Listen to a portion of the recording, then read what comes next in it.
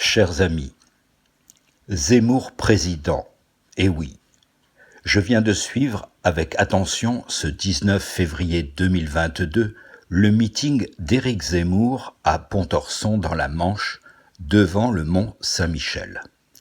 Je dois en toute transparence vous préciser que je suis soutien d'Éric Zemmour et que j'ai mis à disposition, via la hiérarchie de mon parti Reconquête, ma chaîne sur YouTube.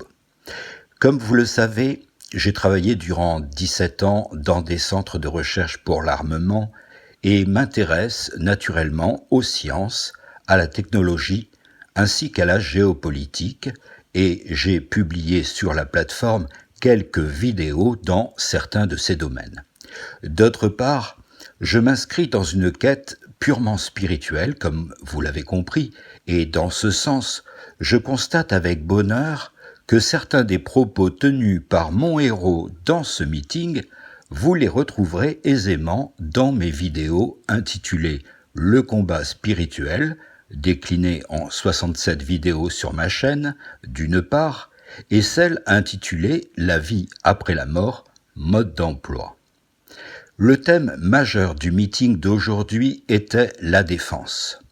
Avouons que ce thème est particulièrement prégnant à ce jour dans le conflit russo-ukrainien qui semble vouloir figer le temps, conflit dans lequel Macron, malgré ses gesticulations, a montré encore son amateurisme et son rôle assumé de figurant dans le film tragique des événements de ce début de XXIe siècle. Dans l'affaire de la vente de sous-marins d'attaque à l'Australie, nous avons pu constater l'état réel de notre pays sur l'échiquier politique mondial. Au mieux, Macron s'est illustré comme triste vassal de l'OTAN et, au pire, comme marionnette manipulée par les États-Unis et ce vieux renard de Joe Biden. Le thème porté aujourd'hui par Éric Zemmour étant notre défense et notre indépendance militaire a été décliné, comme pour tous les thèmes précédents dans sa campagne présidentielle, en une salve de propositions réfléchies, intelligentes et cohérentes face aux menaces incessantes, mais bien réelles, de nations qui se recomposent ou se décompose en permanence sous nos yeux ébahis. J'entends souvent sur les chaînes d'information en continu des personnalités politiques ou journalistiques osant prétendre qu'Éric Zemmour ne fait que de grandes phrases et ne propose aucune solution. Je les invite cordialement à chausser leurs lunettes et à bien régler leur appareil auditif. Ou bien ne peuvent-ils entendre et voir que ce qui est à la portée de leur intelligence dévoyée et donc restreinte, mais aussi de leur entendement borné et limité à la périphérie de leur nombril. Mes chers amis abstentionnistes chroniques, c'est à vous que je m'adresse plus particulièrement.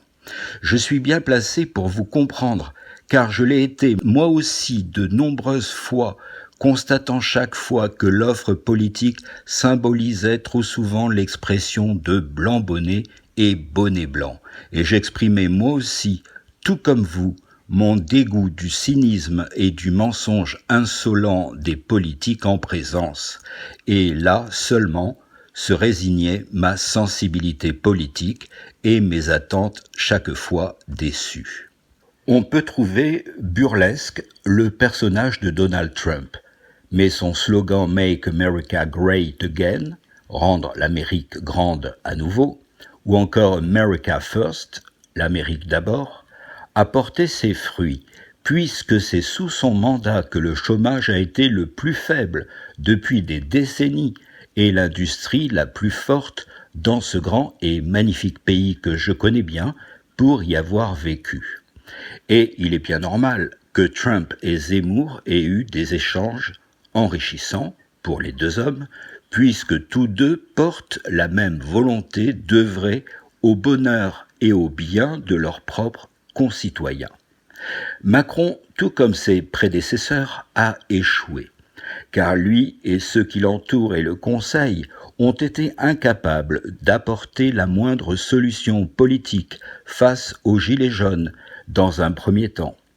La seule réaction de Macron a été chaque fois et pendant 2 ans la répression brutale, plaçant frontalement 2 franges fraternelles de notre population, des citoyens civils manifestant une légitime colère et frustration qui nous blesse encore, vous comme moi, d'un côté, et des citoyens casqués avec armure et boucliers censés les défendre de l'autre côté. Triste ironie du sort macronien. Si M. Macron a eu, durant son mandat, une envie d'emmerder les Français, nous ne pouvons que constater qu'il y a réussi. Soyons en effet honnêtes, il n'aura pas, donc, failli à tout. Puis ce fut la pandémie de coronavirus. Là encore, nous avons pu constater les failles et les décadences de notre nation. Pas de masques, pas de vaccins, pas de Doliprane, et une kyrielle de décisions et de contre-décisions. Les enfants et adolescents masqués, piqués, sacrifiés sur l'autel de la cause politique, de la nécessité d'État. Mais nous avons fait mieux encore. Des milliers de lits d'hôpital fermés durant ce quinquennat Macron, 20% des personnels soignants mis hors d'état de faire du bien par le choix brutal et inique du pass vaccinal du sieur Macron, par lâcheté, incapable d'imposer une vaccination obligatoire, n'ayant pas assez de recul sur le côté obscur de la force de ces vaccins et ne voulant en aucun cas prendre le risque de devoir indemniser tous ceux qui se sont fait vacciner et qui en portent aujourd'hui des séquelles. Donc une partie des vaccinés, effectivement, ont eu des séquelles à long terme. Il en a fallu du temps pour comprendre et reconnaître que même vaccinés, nous continuions à contaminer autrui. Bon, maintenant, n'exagérons rien. Ce vaccin, selon le président du Haut Conseil médical, le professeur Delfraissy, n'est ni vraiment un vaccin, ni même un médicament. Voyez-vous, ce serait plutôt un vaccin-médicament. Cherchez l'erreur. Pour compléter mon propos, pour la première fois politique, je voudrais vous donner, chers amis abstentionnistes, mon sentiment sur le marché des candidats.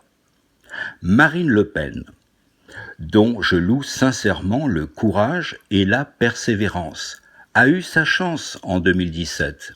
Elle a grossièrement échoué lors du débat de second tour face à Macron. Son inconscience m'a intellectuellement blessé. Vivement les élections, sans quoi elle risque de rester le seul et dernier membre du parti Rassemblement national.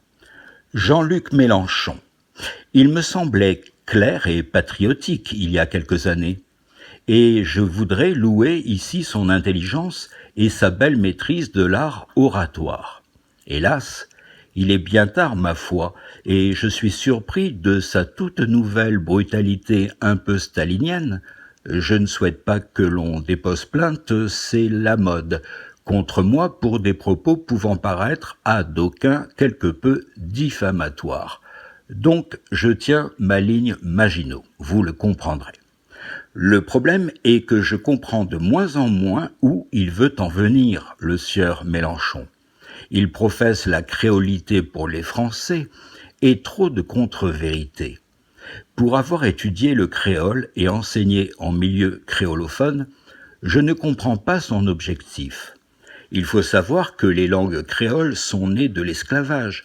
En effet, progressivement, les esclaves dans les plantations des anciennes colonies, pour pouvoir converser entre eux et échanger des informations tout en évitant le fouet du contremaître, ont modifié la langue, la distordant, l'amputant et la simplifiant, ce qui me paraît par ailleurs tout à fait respectable et intelligent. Peut-être, au final, Jean-Luc Mélenchon n'a-t-il pas tort avec les Français de métropole qui sont sous le joug de la Macronie depuis 5 longues et cafouillantes années, ainsi que dans les départements d'outre-mer. Nous avons été asservis au joug tyrannique des facéties de son jeune âge. Créolisons donc. Valérie Pécresse, dite dans les médias la tigresse.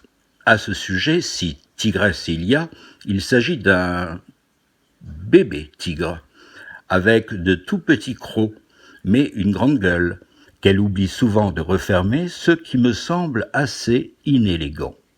Elle croit, peu cher, être la seule à pouvoir sauver la France.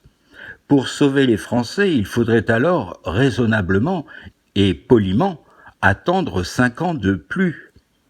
Son espace sur l'échiquier politique est bien restreint, je le crains. Quant à son message et à sa ligne politique, il va falloir qu'on m'explique.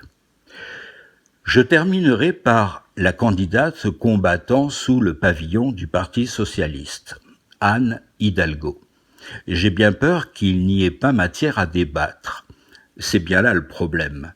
Pourtant, je me souviens, en 1981, de la ferveur du peuple français pour François Mitterrand. Il fut, durant 2 mandats, un bon monarque de la Ve République.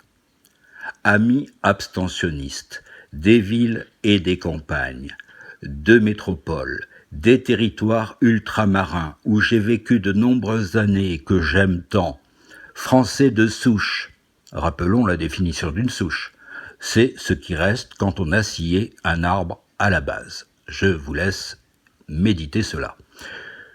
Français issus comme moi de l'immigration et parfaitement assimilés, à vous tous qui produisez ou avez produit la plus grande partie de votre vie les richesses de notre si beau pays, qui a encore tant de valeur à transmettre à tous les peuples et toutes les nations de la terre, je vous invite à aller sur Internet pour voir et entendre toutes les finalités du candidat Zemmour, à lire son programme. Comme moi, sans doute, reconnaîtrez-vous que toutes ces propositions vont dans le sens de l'intérêt des Français et de la démocratie, et la reconstruction d'une nation digne, solidaire et enfin sortie de l'esclavage d'une quasi-pseudo-démocratie. N'acceptez plus le mensonge, le cynisme, le mépris des pseudo-élites dans notre pays, la France. Encore douce France à l'époque de Charles Trenet. Nous méritons la paix et la sérénité, nous le valons bien. Nous, nos enfants et petits-enfants, nos parents et grands-parents, nos familles, nos amis, ainsi que tous nos concitoyens, quelles que soient leurs racines, couleurs ou religions. Bâtissons ensemble une France dont nous puissions être fiers. Ne soyez plus de tristes spectateurs, mais devenez les acteurs d'une vie plus heureuse pour chacun. Votez Éric Zemmour, président. Merci pour votre attention et à bientôt.